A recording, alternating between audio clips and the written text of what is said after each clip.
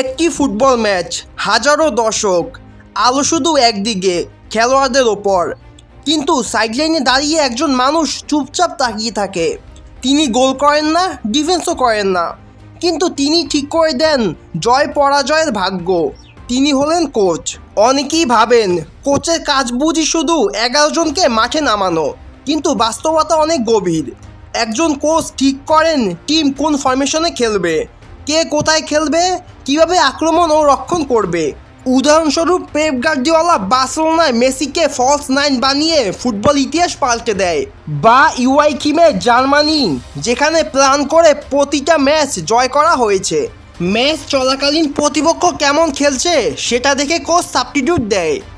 তিনি বলেন কখন প্রেস করতে হবে, কখন ডিফেন্স হতে হবে। উদাহরণ 2022 চ্যাম্পিয়ন্স লিগ সেমিফাইনাল, ম্যান সিটির বিপক্ষে আনচেলত্তি রিয়ালের ট্যাকটিক্স এক মুহূর্তে বদলে দেয়। 3 মিনিটে 2টি গোল, আর ম্যাচ জিতে যায় রিয়াল। কোচ শুধু ট্যাকটিক্স শেখান না, খেলোয়াড়দের কোচ বলেন তুমি পারবে। যেমন আর্জেন্টাইন কোচ লিওনেল স্কালোনি, যার অভিজ্ঞতা কম ছিল, কিন্তু 2022 সালে বিশ্বকাপে পুরো আর্জেন্টিনাকে এক সূত্রে গেঁথে দেন। ড্রেসিং রুমে তার কথা ছিল, তোমরা শুধু লড়ো, আর্জেন্টিনা তোমাদের পিছনে আছে। একজন ভালো কোচ সিস্টেম বানান, খেলোয়াড়দের দায়িত্ব ভাগ করে দেন, আর একজন খারাপ কোচ তৈরি করে বিশৃঙ্খলা। উদাহরণ 2018 বিশ্বকাপে আর্জেন্টিনার কোচ ছিল বিশৃঙ্খল, খেলোয়াড়রাই প্ল্যান করে নিচ্ছিল, যার ফলে বিশৃঙ্খল পারফরমেন্স, নকআউট পর্বে ফ্রান্সের কাছে হার। বিপরীত দিকে আনচেলত্তি, পেপ গার্দিওলা, ক্লপ সবাই জানেন কখন রিস্ক নিতে হয়, কখন স্থির থাকতে হয়।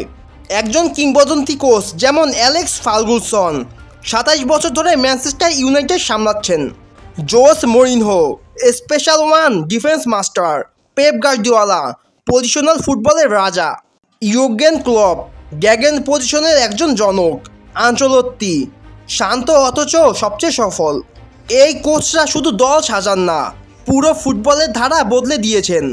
আজকের দিনের tactics, data analysis, video analysis সব কিছু কাজে লাগানো হয়। ফুটবলের ভবিষ্যৎ শুধু ট্যালেন্টে নয়, কোচের মাথায় নির্ভরশীল। তোমরা যখন গোল দেখো বা জয় উদযাপন করো, মনে রেখো সেই মুহূর্তের পেছনে ঘন্টার পর ঘন্টা চিন্তা, বিশ্লেষণ ও সাহসে লুকিয়ে থাকে। সেই সব কিছু এনে দেয় কোচ। তিনি মাঠের বাহিরের নায়ক, আর তাতে কোনো সন্দেহ নেই। একজন কোচের চিন্তা এক একটা চাল, যুদ্ধের মাঠে এক একটা অস্ত্রের মতো।